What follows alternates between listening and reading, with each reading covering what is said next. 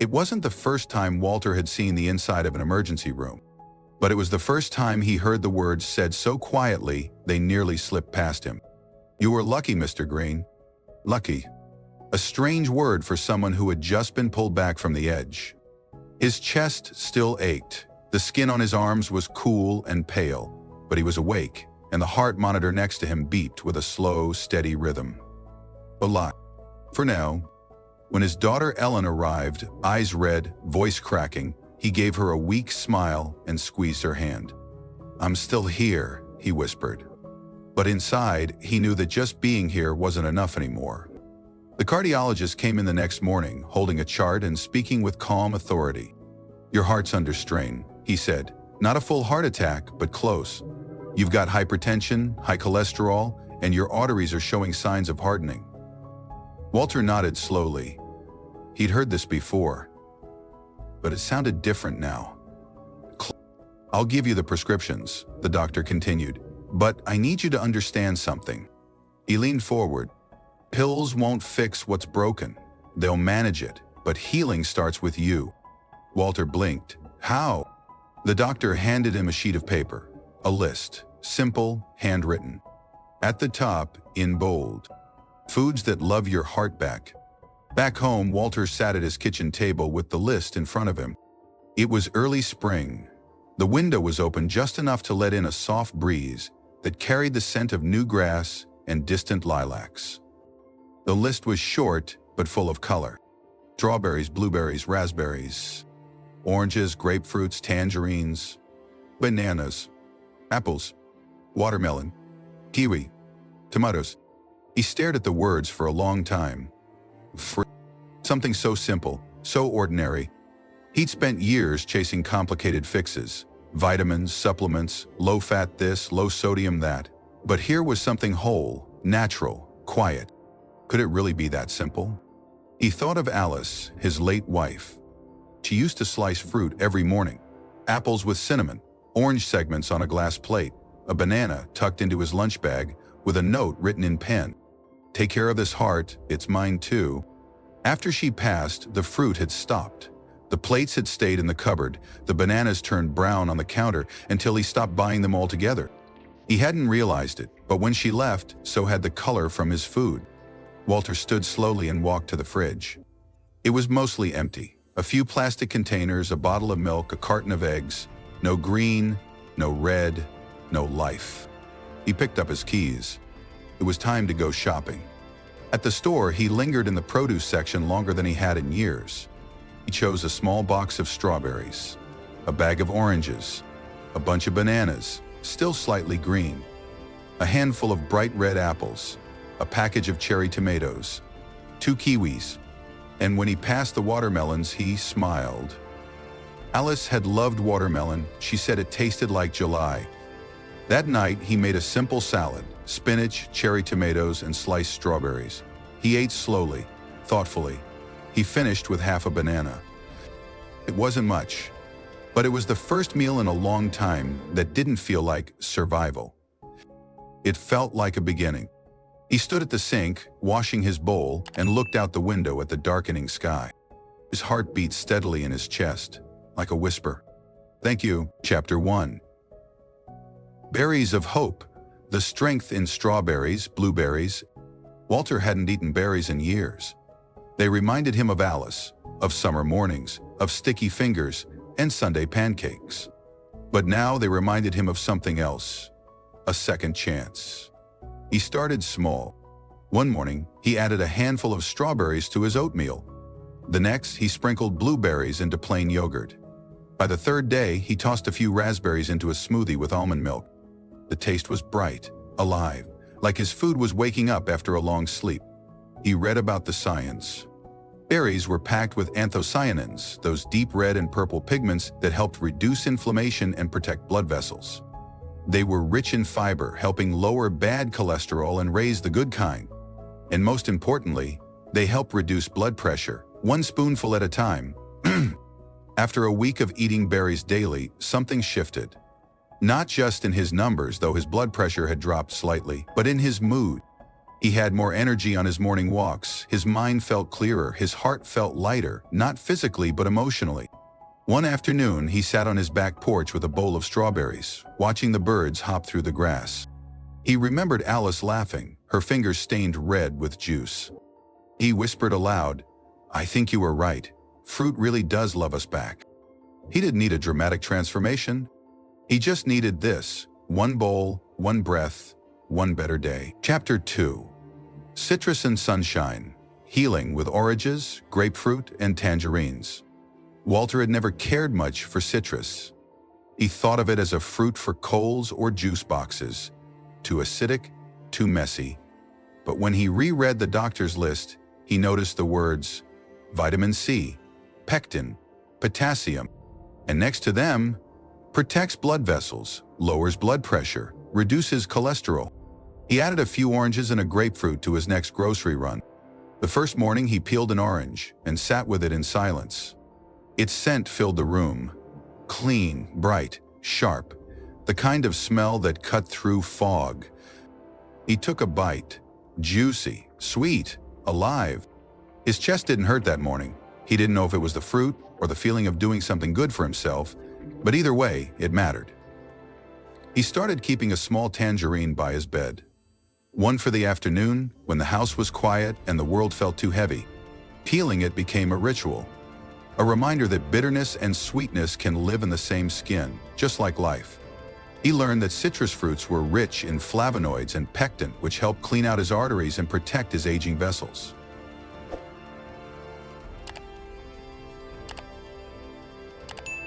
They didn't fix everything, but they gave his body what it needed to try.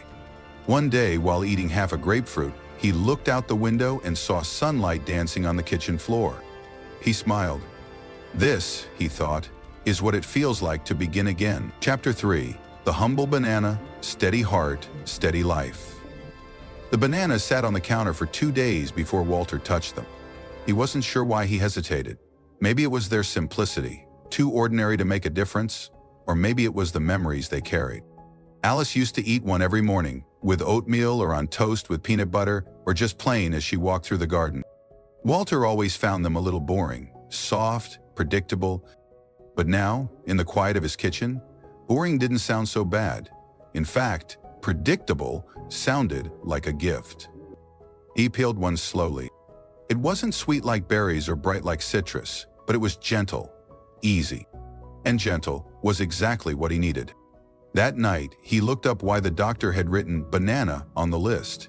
He read about potassium, how it helped the heart maintain a steady rhythm, how it lowered blood pressure by balancing out sodium, how it relaxed blood vessel walls and helped prevent the dangerous stiffness that came with age.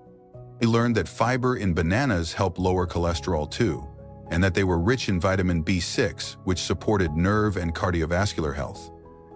It wasn't flashy. But Walter didn't need flashy. He needed steady. He began eating a banana every morning with his tea, sometimes with oatmeal, sometimes just by itself, while watching the sun rise. Some mornings he sliced it over whole grain toast and drizzled a little honey. His blood pressure readings slowly improved. His energy in the mornings felt more consistent. The lightheaded spells he used to get when standing up too fast began to fade. His doctor noticed.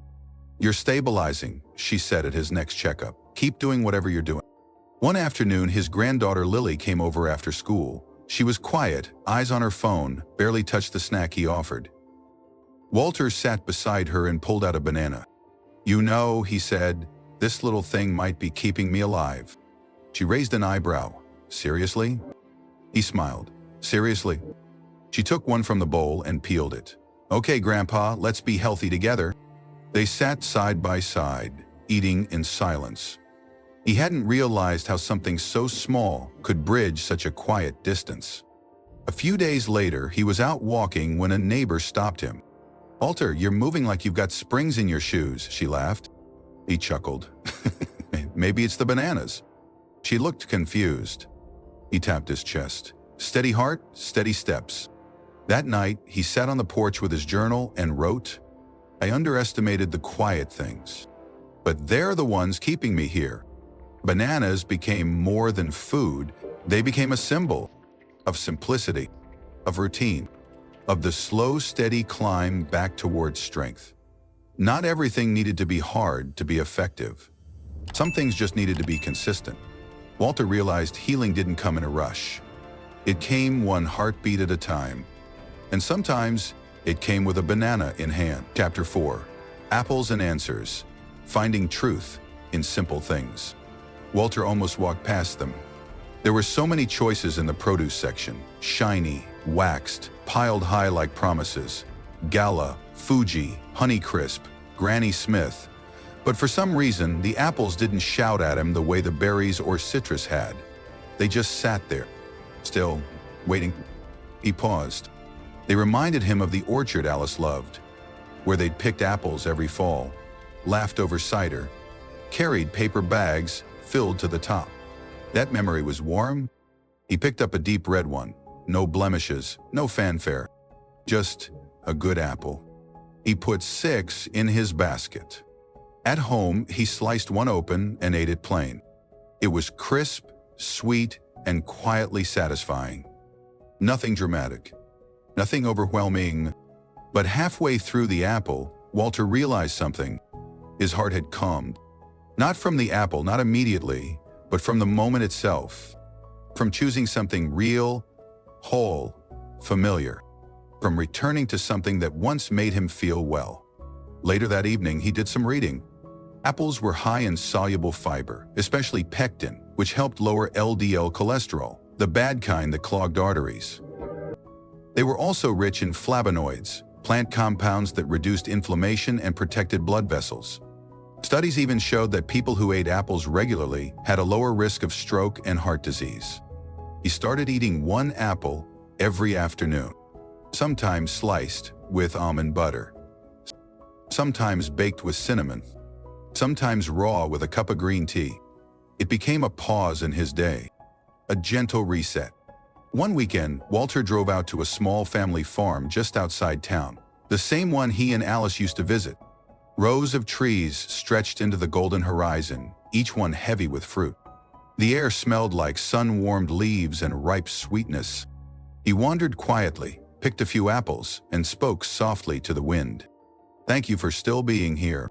Back home, he made warm apple compote and brought it to his neighbor Ruth, who had recently had a stent placed.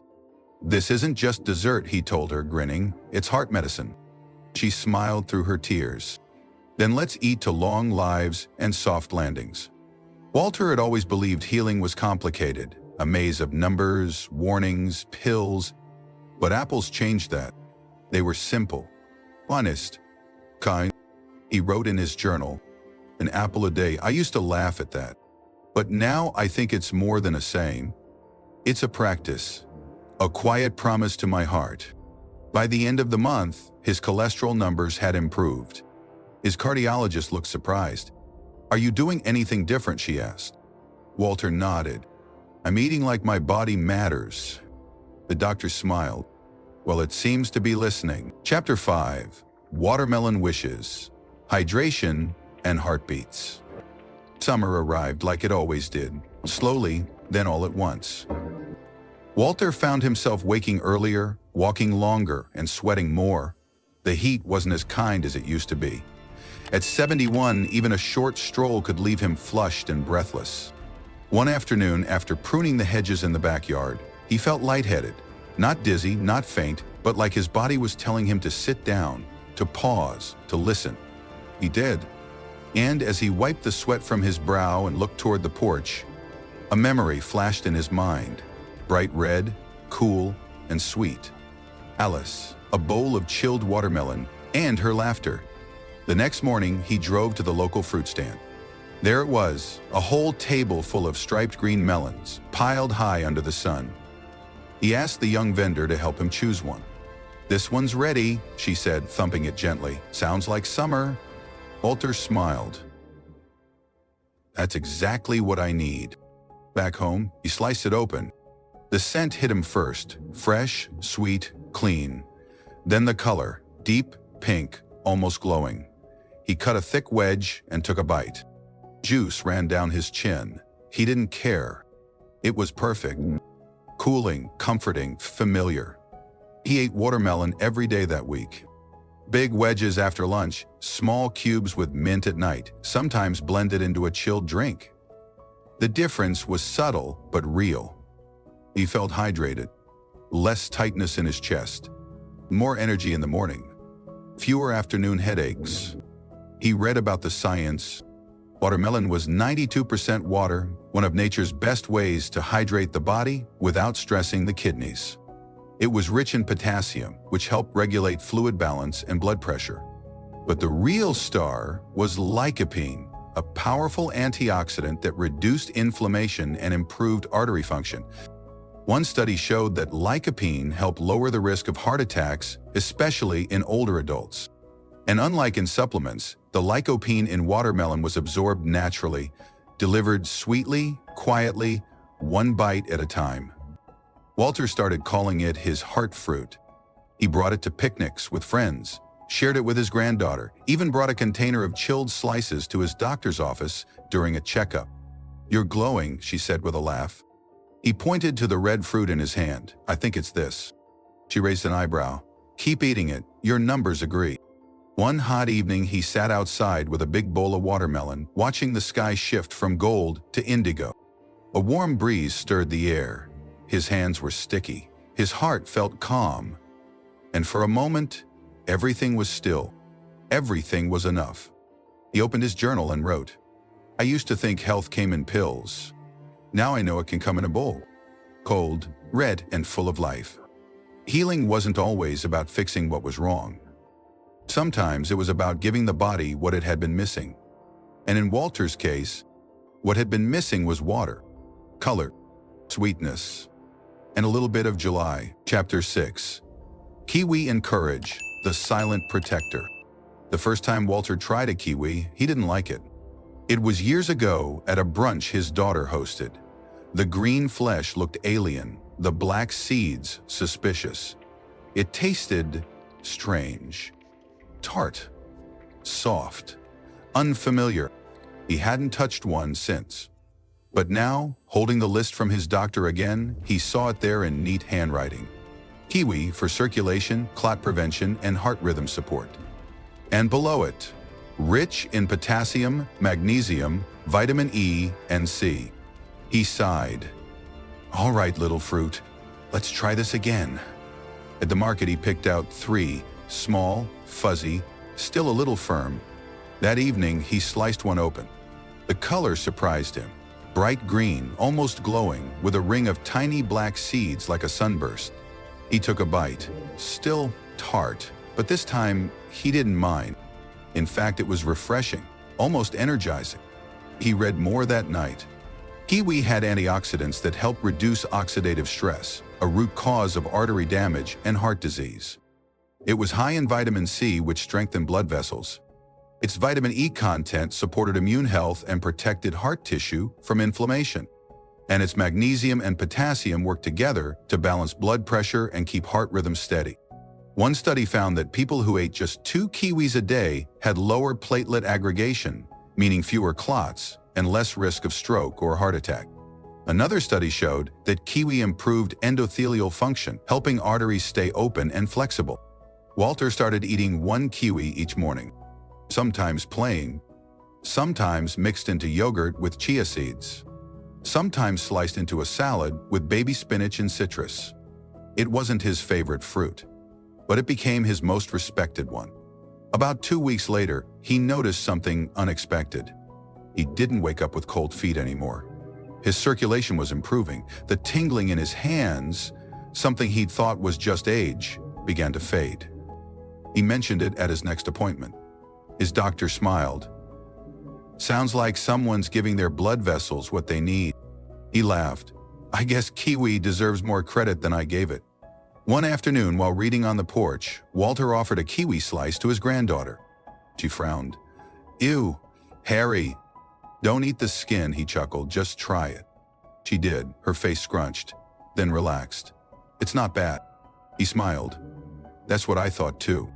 They sat in silence, each eating a slice, the sun warm on their faces. That night, he wrote, "Courage isn't always bold. Sometimes it's trying something again, something you once disliked, Sometimes courage is green and soft and quietly powerful. Kiwi didn't shout. It didn't glow like watermelon or comfort like apples. It just did its job, quietly, faithfully, inside the walls of his arteries, protecting. And Walter, who once turned away from this little fruit, now looked for it first in every aisle. Because some things, the best things, take a second chance to be seen for what they truly are. Chapter 7. Tomatoes and Thyme, the final flavor. The last fruit on Walter's list didn't feel like a fruit at all. Potatoes. They belonged in sauces, on sandwiches, not fruit bowls. But the science didn't lie. They were rich in lycopene, one of the most powerful antioxidants for heart health. Walter remembered his wife making fresh tomato soup in the fall. He remembered the way she'd roast cherry tomatoes with garlic and olive oil, turning them sweet and warm. He missed that, so he decided to bring it back. That weekend, Walter visited the farmer's market and bought a basket of tomatoes, deep red, bursting with ripeness. He came home, sliced them in half, added a pinch of salt, a drizzle of olive oil, and roasted them until their skins blistered.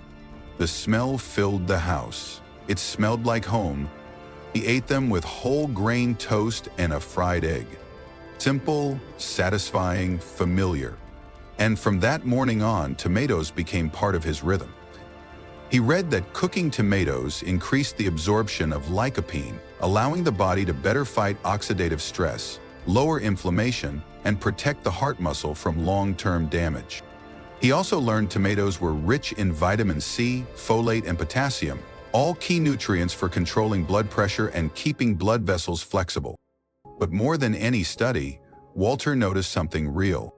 He didn't feel as tired, getting it winded as easily. And most of all, he didn't live in fear of the next heart scare. One night, he hosted a small dinner for friends. He served a warm tomato salad with basil and mozzarella. "This is amazing," Ruth said. "What's in it?" He smiled. "Lycopene. And a lot of love." Everyone laughed, but he meant it. He stood that evening, raised a glass, and said, "I used to think I had no control over my heart, but now I know I can feed it, I can listen to it, I can love it back." The table fell quiet for a moment. Then came the clinking of glasses. And in that silence, Walter heard his heart beating, steady, calm, alive. Dear friend, if you've stayed with me through this journey, thank you. Maybe you've felt what I've felt. Fear after a diagnosis, confusion in a grocery aisle, the quiet ache of wanting more time, more strength, more peace. Maybe your journey is just beginning. Or maybe, like me, you've simply needed a reminder. Your heart deserves your care. Not through extremes, not through fear, but through kindness, through color, through fruit. Strawberries and blueberries to ease inflammation. Oranges and grapefruit to brighten your vessels. Bananas to steady your beat. Apples to guard your arteries. Watermelon to cool your blood. Kiwi to keep you flowing. Tomatoes to give your time back. Each fruit a gift. Each bite a choice. Each day a second chance. If this story touched your heart, I'd love to hear from you. Leave a comment below, share your experience, your favorite fruit, or one small step you're ready to take. Like this video if it brought value to your life.